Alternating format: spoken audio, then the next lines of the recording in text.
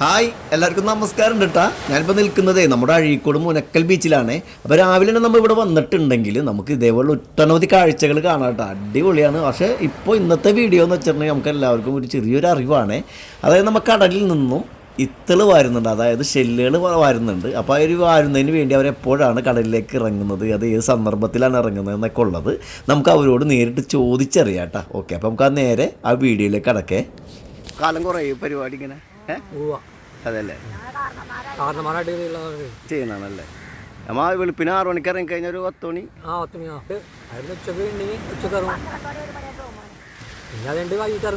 അല്ലേ. ഓക്കെ, വീട് ഇവിടെ തന്നെ അല്ലേ? ഇത് നമ്മ കൊട്ടക്ക പൈസ 160 രൂപ അല്ലേ. ഹാർഡ് വർക്കാണല്ലേ. ആ ഒരു സംഭവം ഒന്ന് കാണിക്കുക. ആ ഒരു ഇത് ഇരുമ്പിൻ്റെ നമ്മൾ ഉണ്ടാക്കിയേക്കണം.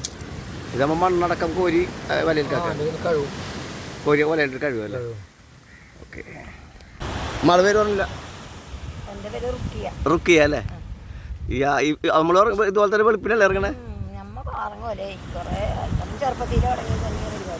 ചെറുപ്പത്തിൽ തുടങ്ങിയാലല്ലേ. നല്ല ആരോഗ്യം വേണ്ട? ആരോഗ്യം വേണം. പാടില്ലെങ്കിലും വേറെ ഒരു തൊഴിലില്ലാത്തോണ്ട് ഇനി പറഞ്ഞു അത്രയും കഷ്ടപ്പാട്. നമ്മ കാലത്തും വൈകിട്ടൊക്കെ ഇറങ്ങോ? 2 നേരം 3 നേരം ഒക്കെ ഇറങ്ങും. ഇല്ലെങ്കിൽ ഒന്നും ഉണ്ടാവില്ല. ചില സമയത്ത് ഒന്നും ഉണ്ടാവില്ല അല്ലേ?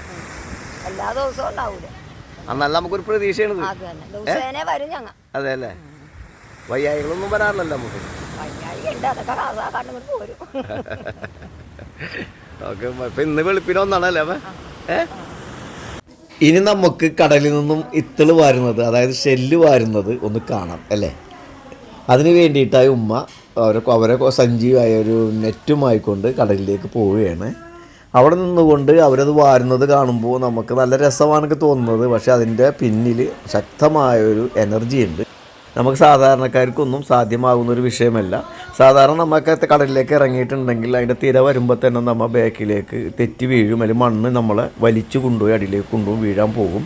പക്ഷേ അവരെ സംബന്ധിച്ചിടത്തോളം അവരുടെ ഒരു നിത്യ തൊഴിലിൻ്റെ ഒരു പരിചയമാണ് നമ്മളിപ്പോൾ ഈ കാണുന്നത്. എത്ര വലിയ തിര വന്നു കഴിഞ്ഞാലും അവർക്ക് അതൊരു വിഷയം തന്നെ ഇല്ല.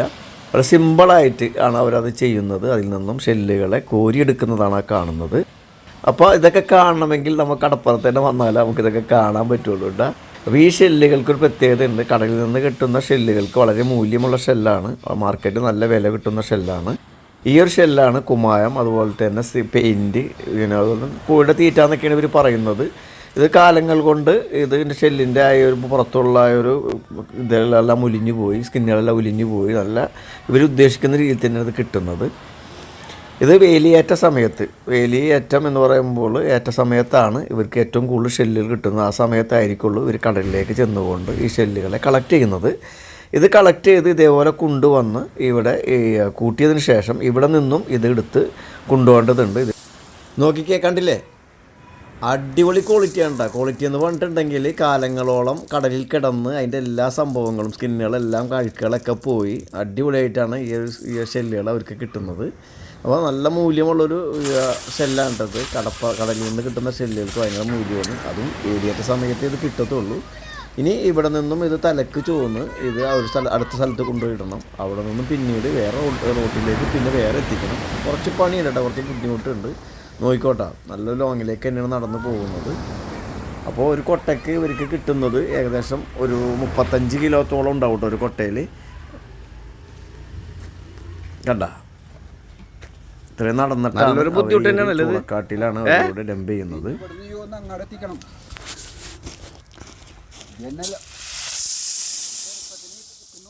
അതെ തന്നെ, എളുപ്പത്തിന്. ഇനി ഇവനെ അങ്ങാട് പതുക്കെ മാറ്റണം അല്ലേ? കൊണ്ടുപോകുള്ളൂ. നമ്മുടെ പേര്? എൻ്റെ പേര് അബ്ദുൽ കരീം. നല്ലൊരു പണി തന്നെയാണ്. നല്ല റിസ്ക് ഉണ്ട്. കാണുമ്പോൾ സിമ്പിളാണ്. അങ്ങനെ ഓരോ തൊഴിലിനും അതിൻ്റേതായ ബുദ്ധിമുട്ടുകളുണ്ട്. ഒരുപാട് നേരം കഷ്ടപ്പെട്ടിട്ടാണ് അവർക്ക് ഒരു കൊട്ട കിട്ടുന്നത്, ഒരു കൊട്ട നിറയുന്നത്.